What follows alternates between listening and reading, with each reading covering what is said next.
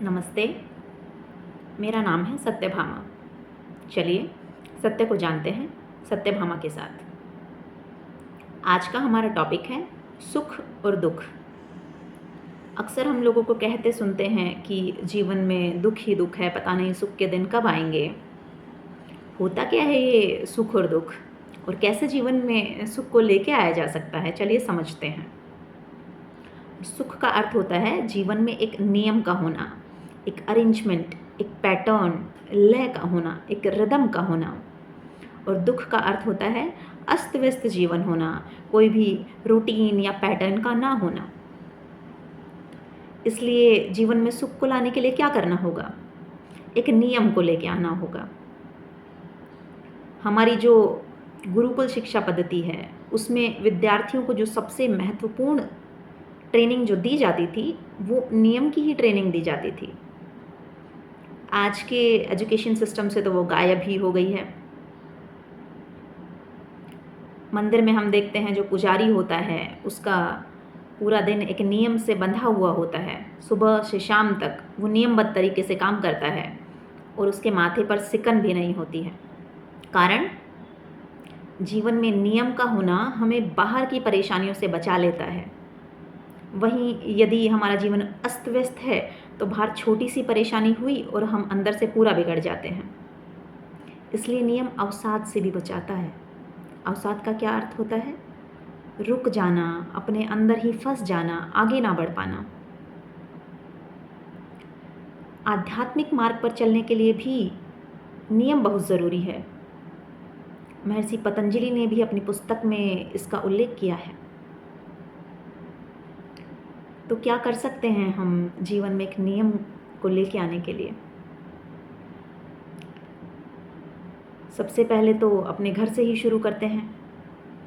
अपने घर में हर चीज़ के लिए एक जगह असाइन करें, एक प्लेस असाइन करें कि चश्मा कहाँ रखना है, चाबी कहाँ रखनी है, पर्स कहाँ रखना है।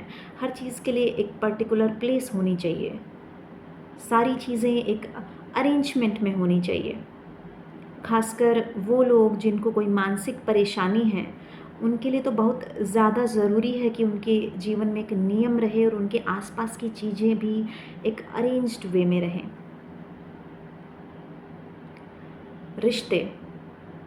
रिश्तों को बनाए रखने के लिए भी एक नियम होता है, और वो क्या है कि एक्सपेक्टेशंस तो कम से कम रहें और ये भाव रहे कि हम सामने वाले के लिए क्या कर सकते हैं।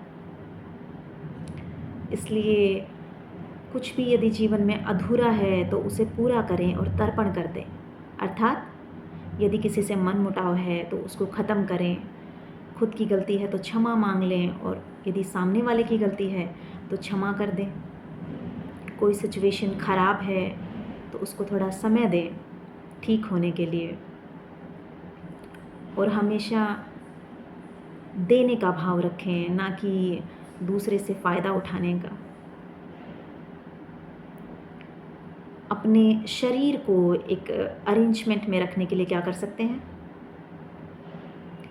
यदि हम वॉक भी करते हैं तो एक रिदम में वॉक करें, एक लयबद्ध तरीके से चलें। मार्शल आर्ट प्रैक्टिसेस कर सकते हैं जैसे कि कलरीपायत्तू, कुंग फू, कराटे। हठ विन्यासा की प्रैक्टिस कर सकते हैं। अपने मन को एक नियम में रखने के लिए क्या करना होगा? मंत्र जप कर सकते हैं। यदि किसी को कोई भी शारीरिक या मानसिक परेशानी है, उसके लिए कोई मंत्र चाहिए या फिर अपने डेली जप के लिए एक स्पेसिफिक मंत्र चाहिए, तो आप मंत्रदीक्षा.com पर विज़िट कर सकते हैं। वहाँ पर आपको आपका स्पेसिफिक मंत्र मिल जाएगा। यदि आपका कोई भी प्रश्न है तो आप कमेंट सेक्शन में मुझसे पूछ सकते हैं। कोशिश करूँगी कि अगले वीडियो में उसका सही उत्तर आप तक पहुँचा सकूँ। धन्यवाद।